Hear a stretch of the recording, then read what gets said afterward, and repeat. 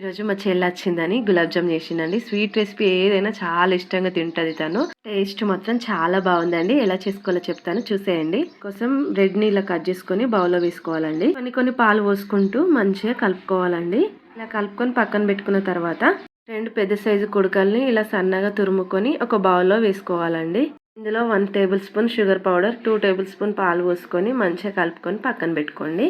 ముందుగా కలిపి పెట్టుకున్న బ్రెడ్ని కొంచెంగా తీసుకొని చేతితో ఒత్తుకొని మధ్యలో కోకోనట్ మిశ్రమం పెట్టుకొని రౌండ్గా గులాబ్ జామ్లా వేసుకొని అన్ని ఇలానే చేసుకొని ఒక ప్లేట్లో పెట్టుకోవాలండి. ఇప్పుడు పొయ్యి మీద కడాయి పెట్టుకొని 1 కప్ షుగర్ వేసుకొని ఒక గ్లాస్ వాటర్ పోసుకోవాలండి. షుగర్ సిరప్ కొంచెం జిగురుగా వచ్చిన తర్వాత ఇలాచి వేసుకొని ఒకసారి కలుపుకొని పక్కన పెట్టుకోండి. పొయ్యి మీద మరో కడాయి పెట్టుకొని తగినంత ఆయిల్ పోసుకోవాలండి. ఆయిల్ హీట్ అయినాక ఒక్కొక్క గులాబ్ జామ్ వేసుకొని గోల్డెన్ బ్రౌన్ కలర్ వచ్చేదాకా వేయించుకోవాలండి. కొంచెం గోరువెచ్చగా ఉన్న షుగర్ సిరప్ లో వేసుకొని 3-4 గంటలు పక్కన పెట్టుకోండి. అంతేనండి, మన bread coconut gulab jam ready.